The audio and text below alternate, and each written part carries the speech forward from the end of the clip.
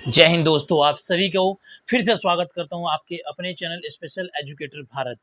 तो ये जो हमारा पेपर है, पेपर नंबर 7 लास्ट यूनिट है, बिल्कुल मोस्ट इंपॉर्टेंट यूनिट है। इसके बाद आपका सारे यूनिट मैंने कवर करा दिए हैं। जो हमारा सेकेंड ईयर की जो कॉमन पेपर है, चाहे कोई भी कोर्स के वो बच्चा हो, ठीक है।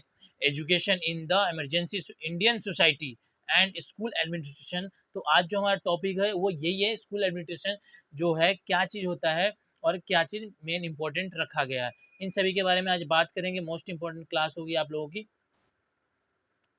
तो उससे पहले आप लोगों को थोड़ा मैं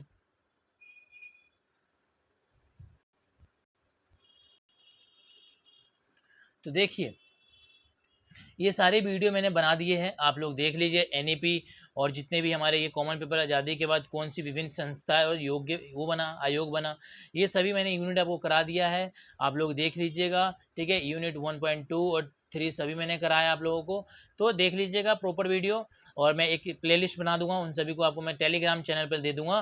टेलीग्राम चैनल हमारा स्पेशल एजुकेटर भारत, आप सर्च करेंगे आपको दिख जाएगा, ठीक है। तो स्टार्ट करते हैं आज का मोस्ट इंपॉर्टेंट टॉपिक। लंबी थोड़ी होगी बट आपको समझ आएगा, बिल्कुल आसान भाषा में होगी और आप ही के लिए कुछ यूनिक कराया जाएगा, ठीक है। तो बेहतर शेयर कीजिएगा वीडियो को, लाइक वेक कर दिया करो यार, तुम लोगों के लिए वीडियो बनाते पूरे। तो तो दोस्तों, जो आज हम पढ़ेंगे, स्कूल एडमिनिस्ट्रेशन क्या चीज़ है, इसका क्या लक्ष्य था, इसका क्या अर्थ होता है, इसके सिद्धांतों के बारे में जानेंगे, क्या लाभ होता है और क्यों बनाया जाता है ये सभी चीज़ें, ठीक है। तो मोस्ट इंपॉर्टेंट है, पढ़ लेते हैं थोड़ा सा, ठीक है। पढ़ाई भी जरूरी है और खेलना भी जरूरी है। तो खेलना तो आप लोगों के हाथ में है, बट अभी थोड़ा पढ़ना बहुत जरूरी है, ठीक है, क्योंकि पेपर आप लोगों के पास में आ चुका है, बहुत ज़्यादा पास में आ चुका है भाइयों। तो पढ़ लो थोड़ा सा। देखिए, संगठन स्कूल दो प्रकार के होते हैं, दो प्रकार के मेल खाते हैं। एक स्कूल होता है, एक संगठन होता है। बच्चा स्कूल के द्वारा भी सीखता है और संगठन के माध्यम से भी सीखता है। जो विद्यालय संगठन के अर्थ जो समझने की एक बात रखती है, विद्यालय और संगठन दोनों अलग अलग समझना बहुत जरूरी है। तो दोनों को अलग अलग समझते हैं।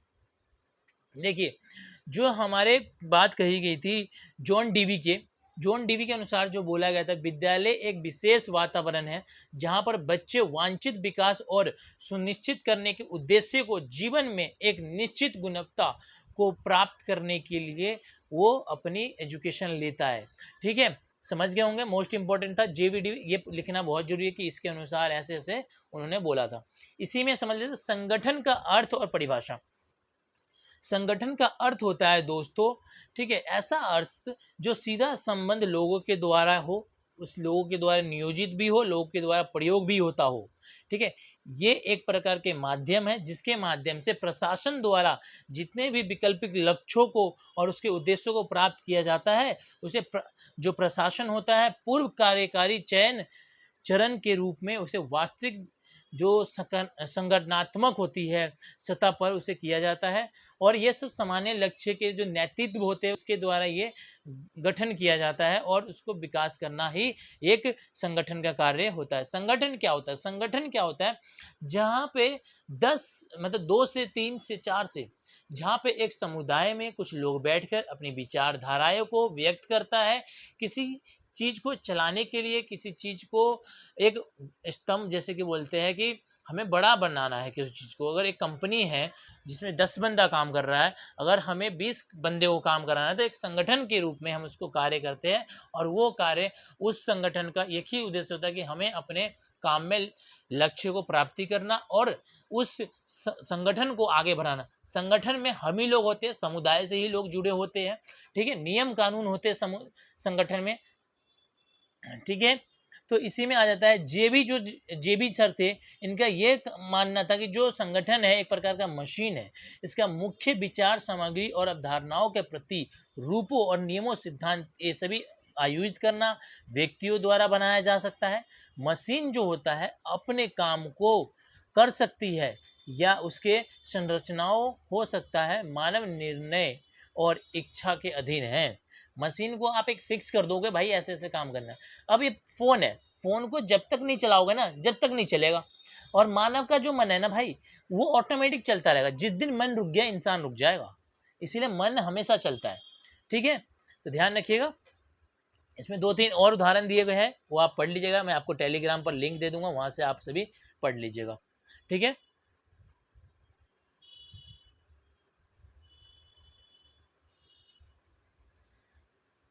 तो समझते हैं स्कूल संगठन और लक्ष्य का उद्देश्य।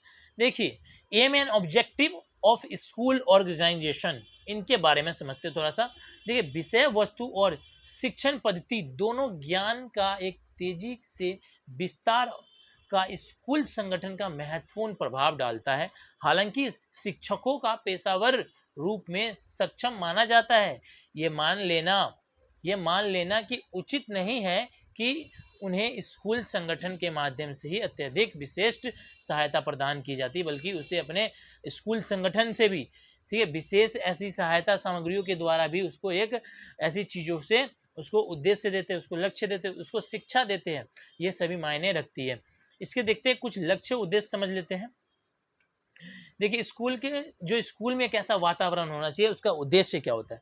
देखिए, स्कूल के वातावरण में सबसे पहले जो टीचर होता है उनको एक पढ़ाने के लिए एक बढ़िया से बढ़िया वातावरण देना, एनवायरनमेंट देना, कि वो बच्चों को अच्छे तरीके से उस जो करिकुलम को सेट किया है अच्छे तरीके से उसे पढ़ाया जा सकता है। ठीक है, जो एक एनवायरनमेंट होता है पढ़ने के लिए भी उसको बहुत ज़रूरी होता है। अगर ख़राब वातावरण होगा तो उसमें बच्चा पढ़ नहीं पाएगा, प्रयोग नहीं कर पाएगा। ठीक है, और इसी के लिए जो सुविधाजनक कक्षा भी हमें उसे उपलब्ध कराना होता है, ये सब वातावरण में ही आता है। हमें उसके लिए प्रयोगशाला खोले जाते हैं, उसके द्वारा हमें जितने भी लाइब्रेरी होते हैं वो खोलते हैं, खेल के मैदान भी खोला जाता है। ठीक है, तो ये सब एक उचित वातावरण होना बहुत ज़रूरी है।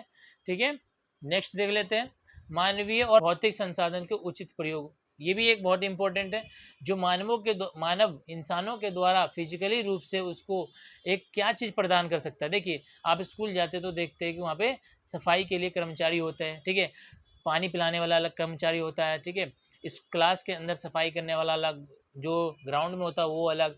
तो ये सब क्या है, आपका जो आपके इन्वायरमेंट को सही करता है, वो भौतिक रूप से आपको मदद देता है। ठीक है, सफाई रखता है, वातावरण साफ रखता है। आपके जो स्कूल के आसपास जो होते हैं समाज, उनके द्वारा भी आपको मदद दी जाती है। जैसे आप स्टेशनरी जो आपकी किताब कॉपी स्टेशनरी होता है वो ख़त्म हो जाता है, आप लेने जाते हो। ठीक है, पानी की बोतल जो होती है वो देने आता है बाहर से। तो ये सभी चीज़ें क्या है, आपका एक सहायता है, फिजिकली सहायता दी जाती है स्कूलों में। ऐसी जो शिक्षक और कर्मचारियों के बीच में आत्मविश्वास, देखिए, जो शिक्षक है और कर्मचारी है उनके अंदर आत्मविश्वास होना चाहिए कि जो वो काम कर रहे हैं उसके अंदर उनका फ़ायदा है और देश की फ़ायदा है। तो ऐसे आत्मविश्वास उनको दिलाए रहना चाहिए। तो ये सभी चीज़ें इंपॉर्टेंट होता है। जटिल शिक्षक कार्य का सरल बनाना। देखिए, जो एक मुश्किल शिक्षा है, जो एक मुश्किल तरीके से हमारी शिक्षा व्यवस्था बनी हुई है, उसको आसान भाषा में समझाना, यही एक जटिल टीचर का काम, मतलब जटिल करिकुलम जो है हमारा, उसको एक बेहतर रूप से बच्चे के सामने प्रस्तुत करना, यही एक इम्पोर्टेंट कार्य होता है। एक और चीज़ है मूल्यांकन, जो एक निरंतर मूल्यांकन के जो प्रभाव बनता है, वो प्रबंधन और कार्यों का समय साथ साथ, देखिए, जो समय के साथ साथ मूल्यांकन आवश्यक बहुत जरूरी है। मूल्यांकन जहां अपनी उपलब्धियों और रेखांकियों को करता है, वहीं अपने सीमा एवं कमियों को ही एक सांकेतिक माध्यम रखता है, जिसके आगे कर्मचारी और भावी योजनाएं चलती है, योजनाएं बनाते हैं और उसको उसको लागू करके उस योजना के फायदा भी उठाया जाता है इन्हीं कार्यों के समय। ठीक है, तो देखते हैं, जितने प्रयोगशाला खोले जाते हैं उनको अवसर दिया जाता है स्कूलों के कि अपने बच्चों को लाइए, उनको प्रयोग करिए, उस क्षेत्र में उनको धुरंधर बनाइए, उनको मास्टर बनाइए। इसीलिए बोलता है कि आपको जो भी चीज़ सीख रहे हो उसमें आप मास्टर हो जाओ। ठीक है, थ्री इडियट आपने मूवी देखा है ना, तो तीन बंदों में से एक क्या चाहता है कि यार बस पास हो जाओ, कैसे भी पास हो जाओ, एक ये चाहता है। दूसरा क्या चाहता था, यार बस कोई हमें डांटे ना, अपना मतलब सबके सामने क्या, अपने आप को कि हमें सम्मान कोई दे यार, मतलब कंपटीशन की भावना आती थी। हमें कंपटीशन की भावना भी नहीं लाना बच्चों के अंदर। हमें क्या लाना है, भैया आप जो भी पढ़ रहे हो, जो भी चीज़ पढ़ रहे हो, उसके अंदर मास्टर ऑर्डिनरी आपको लाना है, आपको ज्ञान होना चाहिए उसके बारे में अद्भुत। ठीक है, ये सभी बारे में ध्यान रखेंगे। और जितने भी एक जो विद्यालय प्रबंधन होते हैं, कुछ आवश्यक क्रियाएं भी होती है। ठीक है, इन क्रियाओं के लिए निम्नलिखित प्रकार का सुझाव दिया गया था। देखिए, संशोधन जो होता है, संसाधन का नियोजन भी करते हैं। ठीक है, संसाधन का संगठन भी बहुत जरूरी है इसी में। और बोला गया है कि इसमें जो संसाधन होता है उसका समाबंध भी बहुत जरूरी है। विद्यालय के भौतिक जितने भी तरीके का उद्देश्य होता है उसे पूरा करने के लिए भी तो हमें दो प्रकार के संसाधन होता है दोस्तों। ठीक है, एक जो होता है जिसका तात्पर्य मानवों के संसाधन, एक भौतिक संसाधन होता है जो अधिक से अधिक उपयोगी अवसर मानव प्राप्त होता है। और देखते विद्यालय में ऐसे लोग होते हैं, ऐसे केंद्र बनाए जाते हैं जहाँ पे आपको सहायता दे जा सके। जैसे कि देखते हैं लाइब्रेरी होता है, वहाँ बुकें होती है, पढ़ सकते हैं। कंप्यूटर वाले लैब होते हैं, वहाँ जाकर पढ़ सकते हैं। ऐसे कितने ऐसे कितने सारे प्रयोगशाला होता है जहाँ पे आपको जाके सीखना होता है। ऐसी जो बात कही गई है संसाधन का नियंत्रण करना, भैया आपके पास संसाधन है, अगर उसको आप ढंग प्रकार से नियंत्रण नहीं कर पा रहे तो उसका भी आपका लाभ नहीं उठा पाओगे। ठीक है, कोई भी चीज़ आपके पास है तो उसको सही प्रकार से यूज करिए और उसको नियंत्रण में रखिए। अगर आप किसी चीज़ को अपने नियंत्रण में रखते हैं तो आपको सक्सेस होने में ज़्यादा समय नहीं लगेगा। ऐसी नेक्स्ट पॉइंट आप लोगों के सामने फिर से आ चुका, मोस्ट इंपॉर्टेंट है, ध्यान रखिएगा। क्या लिखा है? Principle of school organisation, Hindi में बोलते हैं विद्यालय संगठन के सिद्धांत क्या होता है।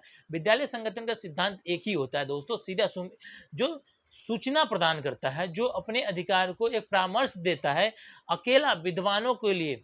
एक विद्यालय संगठन के विभिन्न सिद्धांत हो सकते हैं और ऐसे कई प्रमुख मूलभूत सिद्धांत निम्नलिखित है।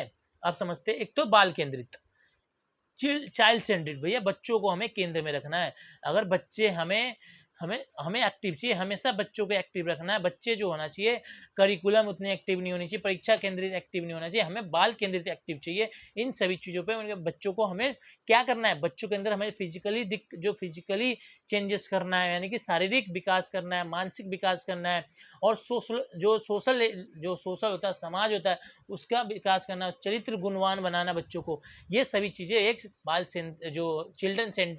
चाइल्ड सेंट्रिक में आता है। दूसरा समाज केंद्रित में क्या होता है दोस्तों, एक दूर संगठन होता है जिसमें बालों को कैसे रहना है अपने समाज आस पड़ोस, ये सीखना कि हमें अपने शिक्षा के जो शिक्षा मिला है उसके उद्देश्य को हम अपने समाज में कैसे अप्लाई करते हैं, उसकी जो सक्रिय होना, ठीक है, एक्टिव जो बोलते हैं ना, एक उपयोग और कुशल सदस्य बनना बहुत जरूरी होता है हमारे अपने समाज में। ठीक है, और तीसरा जो है लोकतांत्रिक सिद्धांत, ठीक है, डेमोक्रेटिक प्रिंसिपल क्या होता है, देखिए जनतंत्र से ही आप सफल हमारे विद्यालय के एक निर्भर हो चुके हैं, निर्भर है ये विद्यालय ही जो जनतंत्र से स्तंभ अर्थात अथवा भावी नागरिकों का निर्माण करता है। ये कह सकते हैं भैया लोकतंत्र, आपको डेमोक्रेटिक, आपको बचपन से, आपको 3 वर्ष जब होता है ना, आपकी स्कूली लाइफ शुरू हो जाती है, जो आपको चाहे प्राइमरी स्टेज हो, चाहे वो सेकेंडरी स्टेज हो, चाहे वो आपका मीडियम स्टेज हो, कोई भी स्टेज हो, आपको 3 वर्ष से आपका स्कूल तंत्र शुरू हो जाता है और वहीं से आपको सारी ज्ञान प्राप्ति होती है। अपने समाज से भी आपको ज्ञान प्राप्त होता है। आप जिस देश में रहते हैं, आप हर समय, हर जगह, हर हर कहीं आपको ज्ञान मिलता रहता है, उस शिक्षा से आपको मिलता रहता है। कई चीज़ आपको अनुभव से मिलता है। जैसे कहते हैं ना, खाली जेब और खाली पेट आपको अपने को बता देता है कि आप कैसे हो। ये हर जगह नहीं दिखेगा आपको। कहते हैं ना कि जेब में गांधी हो या ना हो, दिल में आंधी होनी चाहिए मेरे दोस्त। अगर दिल में आग लगा हुआ है ना तो कर जाओगे, ध्यान रखना। अगर आपने चाहा है ना किसी चीज़ को प्राप्त करना तो उसके पीछे मन लगा दो, पूरी अपनी चेतना लगा दो, पूरी समय लगा दो। कहते हैं ना, जिस चीज़ को जितना समय दोगे वो समय आपका होगा और किसी का नहीं होगा। और जिस दिन आप लोग अपने ऊपर जिस दिन आप लोग अपने ऊपर 8 से 12 घंटे दे दोगे ना अपने ऊपर, सिर्फ अपने ऊपर, उस दिन आप सफल हो जाओगे। देख लेना, 6 महीने, मात्र 6 महीने, ज़्यादा नहीं, 6 मंथ आप अपने ऊपर दीजिए और फिर कहना कि स्पेशल एजुकेटर वाले ने कुछ बोला था। अगर लगानी है कुछ आग, करना है कुछ बड़ा, तो देखना पड़ेगा कुछ अलग, देखना पड़ेगा भीड़ से अलग, करना है कुछ अलग तो दिखाना होगा खुद को प्रचलन। ठीक है, तो देखते हैं दोस्तों अगला, उपलब्ध और संसाधन के अधिकतम उपभोग का सिद्धांत भी यही बोला था कि मैक्सिमम यूटिलाइज जो होता है, अवेलेबल, हमें स्रोतों का प्रिंसिपल, ये सभी बात रखी गई थी। ठीक है, जितनी हमें ज़रूरत है उतना हमें उसका उपयोग करना चाहिए, उसका हमें उतना अवेलेबल होना चाहिए। ज़्यादा अवेलेबल होने से उसको क्या दिक्कत होगी, हम उसका ज़्यादा यूटिलाइज करेंगे, उसकी दिक्कत, उसकी दूसरे जगह की समस्या घट जाती है। जैसे हम सभी देख रहे हैं, अपने घर में मुँह धोते हैं तब भी पानी की टोटी खुली होती है, क्या दिक्कत हो रही, आपके पास पानी है, इसका मतलब ये नहीं कि आपके पास अनगिनत पानी, भाई लिमिटेड पानी है, आप उसको अपने हिसाब से लिमिटेड यूज करो यार, जितना आप बचा सकते हो बचाओ। ठीक है, और इसी में बात बोली गई है लोच का सिद्धांत, फ्लेक्सिबिलिटी जो होती है ना, लचीलापन, वो उसकी सिद्धांत, हर चीज में लचीलापन होना बहुत जरूरी है। अगर आपके अंदर लचीलापन नहीं है तो आप कुछ नहीं कर सकते भाई। अगर लचीलापन का मतलब ये होता है कि हम कोई भी काम करें, अगर उसमें अचानक से कुछ बदलाव करने की ज़रूरत पड़ गई तो हम बदलाव करेंगे, लेकिन ये भी इतना भी आसान नहीं होना चाहिए बदलाव करना कि आप सोचो और बदलाव कर दिए, नहीं, उसको सोचो समझो और उसको फिर करो, ठीक है। और समझ लेते हैं जो आपका यूनिट 5.2 है, वो मोस्ट इंपॉर्टेंट है, बोला ऑर्गेनाइजेशन और स्पेशल स्कूल और इंक्लूसिव स्कूल। देखिए मैंने पहले भी वीडियो करा चुका है इस पे, स्पेशल स्कूल और इंक्लूसिव स्कूल के बारे में, थोड़ा थोड़ा बता देता हूँ। स्कूल एक विशेष स्कूल ऐसा होता है जिसमें विकलांग व्यक्तियों को पढ़ाया जाता है, विकलांग व्यक्तियों को एक मुख्य धारा से जोड़ने के लिए वहाँ पर उनके हिसाब से शिक्षा दी जाती है। उसमें सिर्फ दिव्यांग बच्चे ही पढ़ते हैं, ठीक है। जो कक्षा होती है दिव्यांग बच्चों की, उसमें ज़्यादा से ज़्यादा 5 या 7 बच्चे पढ़ते हैं और यू शेप में बैठते बच्चे। जो उनका डेस्क के रूल होता है ना, वो यू शेप में बैठते, ध्यान रखिएगा। जो यू शेप में बैठते बच्चे, एक यहाँ बैठता है, एक यहाँ बैठता है, एक यहाँ बैठता है, एक यहाँ बैठता है और एक यहाँ, और बीच में कौन होता है आप लोग कमेंट करके मुझे बताएंगे, क्या करेंगे, कमेंट करा करो और मुझे बताया करो कि आपने क्या सीखा, ठीक है। कमेंट करके बच्चा बताता है, जहाँ पे उनको एक अलग मुख्य धारा से हटा दी जाती है। इन बच्चों थोड़ी सी नेगेटिव पॉइंट भी है बच्चों के अंदर, मतलब बन जाता है कि भैया आपने मुख्य धारा से हटा दिया जाता है, मतलब कि उनको ऐसे ही बच्चों के साथ जोड़ा जाता है जहाँ पे उनको प्रतिदिन उनके जैसे ही दिखने वाले बच्चे उनको दिखता है। बट इंक्लूसिव एजुकेशन क्या होता है, इंक्लूसिव एजुकेशन में समावेशी शिक्षा में सभी को एक साथ रखकर, high class, lower class, medium class, ठीक है, और आईक्यू जिसकी हाई हो, जो गरीब, जो विकलांग हो, जो स्पेशल ना भी हो, उनको भी एक साथ रखकर एक ही छत के नीचे उनके हिसाब से, उनके अनुसार, उनके द्वारा बताए जाने वाले सभी चीज़ों को वो कराया जाता है। तो ये एक इंक्लूसिव एजुकेशन हो गया है। न्यू एजुकेशन पॉलिसी जो हमारे 2020 में आया, वो इसी पे जोर दे रही है कि हर जगह इंक्लूसिव एजुकेशन होनी चाहिए। तो मैंने पहले ही वीडियो में आपको बता दिया है, कुछ ना दिक्कत होनी नहीं चाहिए आप लोगों को, ठीक है। तो यहाँ code and contact and teacher duty and जो रिस्पॉन्सिबिलिटी होती है एक स्कूल का, क्या होना चाहिए। देखिए आप सभी को पता है क्या होना चाहिए, जो आपका टीचर है उसकी क्या होनी चाहिए, शिक्षक में उसकी अचंता क्या होनी चाहिए। ठीक है, सभी प्रकार के शिक्षक अपने समाज में रहते हैं, वो भी हमारे समाज से आए होते हैं, ठीक है, उनके पास अनुभव ज़्यादा होता है, वो अपनी बातों को अपने अनुभव के द्वारा बताता है बच्चों को, ठीक है। अब जैसे मैं बता रहा हूँ आप लोगों को, पढ़ा रहा हूँ, तो क्या कर रहा हूँ, बाकी तो मैं यहाँ से आपको बता रहा हूँ, बट कुछ ऐसी चीज़ें भी इंपॉर्टेंट है जो मैं अपने अपने अनुभव के द्वारा आप लोगों के साथ शेयर कर रहा हूँ। आज मैं 2 साल हो गया पढ़ाते पढ़ाते और पढ़ते पढ़ते, ठीक है। एक टीचर अपने आप को पढ़ता भी है और पढ़ाता भी है, तो 2 साल मेरे को हो गया पढ़ते पढ़ते और पढ़ाते पढ़ाते, तो इतना एक्सपीरियंस तो हो ही जाता है मेरे को कि हमें अब क्या बोलना है और कैसे बोलना है, और आप लोगों को भी हो गया होगा, ठीक है, क्योंकि 2 साल आप लोगों का भी हो गया है, तो अनुभव आ ही जाती है, ठीक है। किसी चीज़ को हम प्रतिदिन करते हैं तो अनुभव तो ऑटोमेटिक आ ही जाता है। देखिए विद्यालय के अंदर जो प्रधानाचार्य होता है उसका बहुत कर्तव्य होता है, उसका बहुत दायित्व होता है। एक तो प्रत्येक शिक्षण होता है भैया, हमें एक डायरेक्ट मैटर होता है, अगर हमें डायरेक्ट ये डिसीजन लेते हैं, प्रिंसिपल किसी से नहीं पूछते हैं बट कम पूछते हैं, इनके हाथ में डिसीजन लेने की जो उत्तरदायित्व होता है ये इन्हीं के पास होता है। सॉरी, क्षमा चाहता हूँ। एक होता है उत्तरदायित्व, जो होता है इनके कार्य बहुत होते हैं, ठीक है। उत्तरदायित्व कार्य समझ लेते हैं क्या होता है।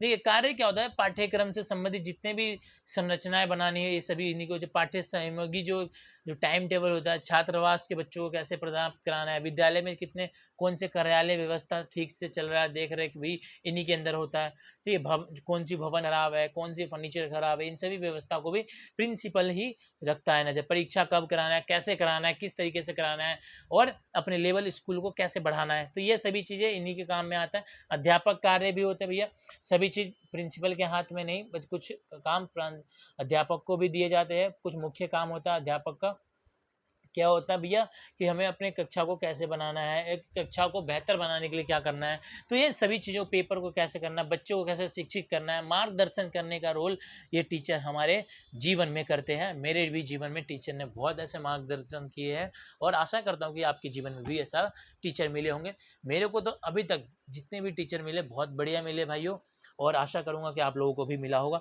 कमेंट करेंगे किन किन को बढ़िया मिला और किन किन को खराब मिला, ठीक है। और अध्यापक कार्य, अध्यापक कार्य मैंने आपको अभी बता ही दिया ऊपर क्या था। ठीक है, नियोजन कार्य, नियोजित करना भाई, किसी भी काम को करने से पहले आपको क्या योजना बनाते हैं। ठीक है, आपने पढ़ने से पहले टाइम टेबल जो बनाया जाता है वो एक नियोजना कार्य भी होता है, प्रिंसिपल का ही होता है। ठीक है, निरीक्षण कार्य, देखो निरीक्षण भी करता है प्रिंसिपल। देखते हैं आप लोग जब क्लास में पढ़ते होंगे पहले, तो प्रिंसिपल आता था चेक करने की टीचर कैसा पढ़ा, वो निरीक्षण करता था, किसी भी टीचर का निरीक्षण कर रहा था, बच्चे का निरीक्षण करता है, क्लासरूम का निरीक्षण करता है, तो ये भी उनके हाथ में होता है। अनुशासनात्मक कार्यात्मक भी इनको भी रोल अदा करना पड़ता था। अनुशासन में बहुत जरूरी है बच्चे, अनुशासन ही बच्चे की अपनी एक सफलता की राज बताती है। ठीक है, ध्यान रखिएगा, हमें अनुशासन में रहना बहुत जरूरी है। किसी भी चीज़ को पाना है तो अनुशासन रूपी से रखिए, आपको जरूर मिलेगा। धैर्य रखिए, थोड़ा सा समय लगाइए, और जिस चीज़ को चाहते हैं मन से उस चीज़ को पाने की इच्छा बनाइए। ठीक है, और सपने बपने मत देखा करो यार, सपने तो वो देखते हैं जो पूरा ही नहीं होता कभी। टारगेट बनाओ, क्या बनाओ, ध्यान रखना, क्या बनाना है आप लोगों को, टारगेट। सपने कभी मत बनाना, सपने देखने वाले के लिए रात छोटी पड़ जाती है, और टारगेट बनाने वाले के लिए पूरे दिन छोटे पड़ जाते हैं, पूरे जीवन छोटे पड़ जाते हैं। तो इसलिए टारगेट हमेशा, क्योंकि जो कहते हैं ना कि टारगेट हमेशा आप अचीव कर लेंगे, सपने तो सपने ही हैं, फिर तो सपना भाई कुछ भी नहीं कर पाओगे आप लोग। ठीक है, संपर्क, ऐसी बहुत ऐसे जो उनके पास संपर्क होता है, कोई भी चीज़ खराब हो गया, लाइट हो गया, तो वो संपर्क करते हैं, बाहर से संसाधन लेते हैं, और उन सभी की चीज़ों के लिए आप सभी को थोड़ा पता ही है, नॉलेज। ठीक है, जो एनुअल स्कूल प्लान होता है, ये सभी एक जो चीज़ें होती है, टाइम टेबल होता है। ठीक है, कंटिन्यूस ये सभी इवोल्यूशन करनी चाहिए। जो CCE होता है वो यही होता है, कंटिन्यूस एंड कॉम्प्रेहेंसिव जो इवोल्यूशन होता है, इन सभी के लिए तैयार करी जाती है। तो इसमें यही चीज़ें थी कि बच्चों को हमें हमेशा उनके अनुसार से हमें मूल्यांकन करके उनको सरल रूप से, उनको एक अच्छे रूप से एक तैयार करना, यही एक उद्देश्य होता है। कानूनी उनको द्वारा बताना, ठीक है, पाठ्यक्रम के निर्देश निर्धारित करना, ऐसी कई ऐसे रिपोर्ट नीति बनाई गई जिसके दस्तावेज के बारे में स्कूल के द्वारा बताया जाता है। ठीक है, प्रिंसिपल द्वारा जितने भी एक नेतृत्व वाली बातें होती है, मूल्यांकन होती है बच्चों की। ठीक है, पाठ्यक्रम नियोजन करते हैं बच्चे, और इसी में जो आ जाता है आपको उपयुक्त सभी जो क्रियाकलाप करते हैं, इसी में आता है एक ये कि भैया मूल्यांकन का रिकॉर्ड बनाना, इस सभी चीज़ों के बारे में बात रखी जाती है। ठीक है, टाइम टेबल, ठीक है, टाइम टेबल, किसी भी चीज़ के लिए टाइम टेबल बहुत ज़रूरी है। अगर आप टाइम टेबल के नहीं बनाते हो तो उस काम को करने में थोड़ा सा विफलता की आशंका आपको मिल सकती है, इसलिए टाइम टेबल बहुत ज़रूरी है। टाइम टेबल के हिसाब से काम किया करो। इंपॉर्टेंट ऑफ टाइम, टाइम बहुत इंपॉर्टेंट है किसी भी चीज़ को करने के लिए। कैसे आप करेंगे, देखते हैं पेपर में आपको टाइम टेबल दिया होता है, भैया 3 घंटे में भैया 45 नंबर लाना है, तो आप क्या करते हैं, एक टाइम टेबल बना लेते हैं, यार पहले मैं लॉन्ग क्वेश्चन कर लेता हूँ, फिर मैं शॉर्ट पे जाऊँगा, और थोड़ा सा मुझे ये वाला क्वेश्चन आता नहीं है, जो नहीं आता आपको छोड़ देते, मतलब टाइम बचाने, जो आपको आता है उसमें आप फटाफट करते हो और उसको टाइम बचाते। तो ये सभी क्रिया आप करते हैं। टाइम टेबल मैनेजमेंट बहुत ज़रूरी है। ठीक है, भ्रमित नहीं होना आपको। ठीक है, भ्रम को कम करने के लिए टाइम टेबल बनाया जाता है, और छात्र संगठन के लिए थोड़ा सा ये टाइम टेबल बनाया जाता है। जो समय सरणी का जो प्रकार है वो 3 प्रकार से होता है, ध्यान रखिएगा। टीचर के अनुसार, कक्षा के अनुसार, विषय के अनुसार, हमेशा ध्यान रखिएगा। ठीक है, जो आपको टीचर के अनुसार होगा, जो बोलते हैं समय शिक्षण के जो उद्देश्य होता है, ये सभी चीज़ें यही की चीज़ बताता है कि जो विद्यार्थी होता है उसको जो वर्ष भर में क्या बच्चा को करना है, कैसे रहना है, क्या करना है, ये सभी इनका उद्देश्य होता है। बच्चों को एक अच्छा नागरिक बनाना, उनके मानसिक रूप से उनको मजबूत बनाना, उनको शारीरिक रूप से, उनको फिजिकली रूप से मजबूत बनाना, ये सभी चीज़ों पर ध्यान दिया जाता है। छात्र और अध्यापक में अपने कार्य के प्रति सजग बनाना, ठीक है, कम समय में अधिक लाभ मिलना, यही चीज़ सिखाया जाता है।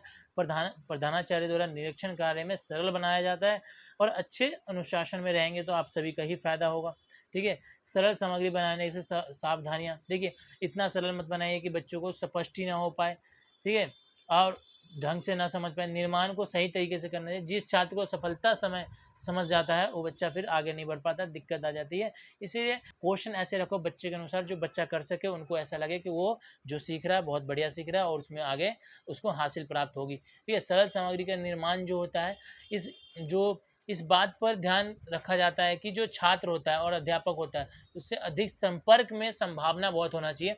और एक चीज़ देखे होंगे, जो बच्चा पढ़ता है, स्कूल जाता है, जो रेगुलर कॉलेज जाता है, जो टीचर होता है ना भाई, जितना समय अपने अपने बच्चों के साथ नहीं रहता, उतना समय आपके पास रहते हो लोग। ठीक है, 8 से 10 घंटे आपके साथ रहते हो टीचर। तो देख लीजिए कौन मायने रखता है। इसीलिए कहते हैं टीचर को इज्जत दो, टीचर को सम्मान दो। टीचर को सम्मान दोगे यानी कि खुद को सम्मान दोगे आप। अध्यापक के अभाव भी होना चाहिए, ऐसी चीज़ें जो सामग्री अधिक से अधिक कठिनाइयों भी समस्या क्यों ना आए, वो आसानी भाषा में अपने कमियों के द्वारा उसे एक सरल तरीके से निर्माण सिद्धांत को एक अपना देता है। फिर ये भौतिक संसाधन भी इसी में आता है, भौतिक चीज़ों को भी करने की आशंका जताती है। ठीक है, विद्यालय के जो कुछ छात्र होते हैं अधिक संख्या में होती है, और इसमें जो अपने पार्ट टाइम पार्ट जो टीचर होता है उसके लिए भी एक ऐसी चीज़ों के एक विकास करना चाहिए। और जो सीसीई होता है, सीसीई का मतलब होता है सतत और व्यापक मूल्यांकन, जो हमेशा चलने वाली और बहुत बड़ी मूल्यांकन होती है, जिसमें बच्चों की वृद्धि, विकास और क्षेत्रों के सतत निर्णय के लिए आकलन किया जाता है, जिसके द्वारा विभिन्न विधियों और उपकरणों के माध्यम से बच्चों का आकलन किया जाता है। इसे अच्छी तरह से समझने के लिए हम सतत और व्यापक मूल्यांकन करते हैं, और मजबूत 3 प्रकार के मूल्यांकन होता है। सतत व्यापक मूल्यांकन को हम समझ जाते हैं। थोड़ा सा लास्ट टॉपिक है, ज़्यादा दिक्कत आपको होगी नहीं। मूल्यांकन क्या होता है? किसी भी मूल्यांकन क्या होता है?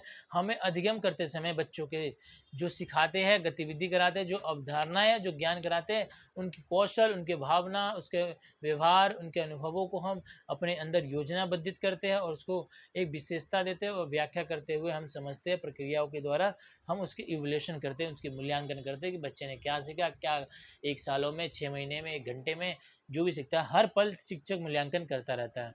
ठीक है, उसी को सतत मूल्य आकलन क्या होता है? कक्षा के दौरान दो साथ साथ चलने वाली प्रक्रिया में भी न सिर्फ विषय आधारित है, बल्कि सह पाठ्यक्रम और गतिविधियों को भी नियमित रूप से आकलन किया जा सकता है।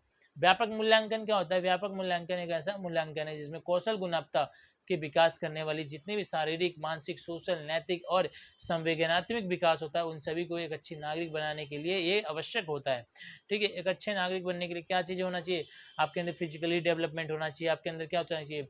मेंटली डेवलपमेंट होना चाहिए, उसके अंदर सोशली डेवलपमेंट होना चाहिए, आपके अंदर मोरल डेवलपमेंट होना चाहिए, आपके कॉग्निटिव डेवलपमेंट, ये सभी चीज़ें एक अच्छे नागरिक का रूपांतरण है, गुण है। ठीक है, ये चीज़ विकास जो होनी चाहिए बिल्कुल धीमी गति से होता है, बल्कि एक जो वांछित परिवर्तन जो होता है बच्चों के अंदर एक अच्छा आवश्यकता देती है। ठीक है, ये चीज़ें ध्यान रखिएगा। मोस्ट इंपॉर्टेंट था सतत व्याख्या, तो महत्व आप सभी को पता ही है, मैंने बता ही दी चुका है ऊपर कि क्या होता है। ठीक है, सतत मूल्यांकन का उद्देश्य यही होता है कि बच्चों को लगातार व्यवहार में परिवर्तन करना, उसका पता लगाना। ठीक है, प्रत्येक बच्चों को जो सीखने की समुदाय होती है उसके विकास में क्या मदद मिल रहा है उस बच्चों को, और इनका विकास है जो इनका कॉग्निटिव दिमाग है उसमें कितनी सी बढ़ावा हो रही है, बच्चों की जो व्यक्तित्व होता है उसमें क्या ज़रूरतों को पता चल रहा है, इन सभी रुचियों को पता चलते थे। ये सभी चीज़ें हैं जो इनमें इनका उद्देश्य माना गया है। और 5 पॉइंट यही है कि 5.5 में यही है दोस्तों कि हमें रिपोर्ट बनाया जाता है, हर एक काम करने के बाद हम एक रिपोर्ट बनाते हैं कि हम कितना प्राप्त किए कोई चीज़। ठीक है, तो यही चीज़ें हैं इसमें, ज़्यादा कुछ है नहीं। स्कूल रिकॉर्ड के जो रखा रखाव होता है कि भैया कोई बच्चा कितनी भी साल बाद आ जाए तो उनके बारे में रख रखाव अगर होगा तो हम ढंग से उसको बता सकते थे। रिकॉर्ड बहुत ज़रूरी है किसी भी चीज़ को। ठीक है, मीनिंग ऑफ जो हमारी एक होती है, जो कह सकते हैं कि जो रिकॉर्ड का अर्थ क्या होता है? रिकॉर्ड का यही अर्थ है कि हमें एक छात्र के एक जो अध्ययन कराया जाता है उस समय के लिए विभिन्न प्रकार के जो मूल्यांकन हुआ, जो निर्णय लिए गए, जो परिणाम आए, उन सभी के बारे में उसमें लिखा होता है। बच्चे के जीवन के बारे में सभी प्रकार की जानकारी शामिल होता है, जैसे कि उसमें सामाजिक, मैंने बता ही दिया, सामाजिक होता है, मानसिक होता है, शारीरिक होता है। ठीक है, नैतिक, मोरल, मनोवैज्ञानिक के द्वारा ये सभी बातें व्यापक रूप से की जाती है। ठीक है, तो ये आपका यूनिट ख़त्म हुआ, और वीडियो अच्छी लगे हो आप लोगों को तो चैनल को सब्सक्राइब कर लिया करो यार। ठीक है, और टेलीग्राम पर आपको लिंक मिल जाएगा, शेयर जरूर कर दीजिएगा अपने सारे दोस्त यार में। वीडियो को ज़्यादा से ज़्यादा शेयर कीजिए आप लोग। ठीक है, धन्यवाद। और पीडीएफ के लिए मैंने आपको बता ही दिया कि आपको हमारे चैनल स्पेशल एजुकेटर भारत पे आ जाइएगा, वहाँ पे आपको सारे वीडियो मिल जाएंगे। और ये यूनिट आपका ख़त्म हुआ, मैं प्लेलिस्ट आप ग्रुप पे डाल दूंगा, आप लोग देख लीजिएगा, पेपर से पहले कर लीजिएगा। अब मैं आपको जो अगला पेपर हम लोगों का जो है मैथोलॉजी वाला, वो मैं आपका पेपर नंबर 9 शुरू कराऊंगा। 8 मैंने करा दिया है, 9 मैं आपको स्टार्ट करा दूंगा। ठीक है, 3 यूनिट हो चुका है पेपर 8 का। पेपर 8 का भी जो आपका यूनिट है कल से स्टार्ट हो जाएगा, और कल ही शाम को आप लोगों को 6 बजे, ध्यान रखिएगा, कल शाम को 6 बजे आप लोगों का एक वीडियो, जो मैथोलॉजी आपका पेपर है, सोशल साइंस और जो आपका मैथ्स वाला पेपर है, उसके बारे में आपको कंफर्म कराऊंगा। तो जय हिंद, जय भारत दोस्तों, जय हिंद।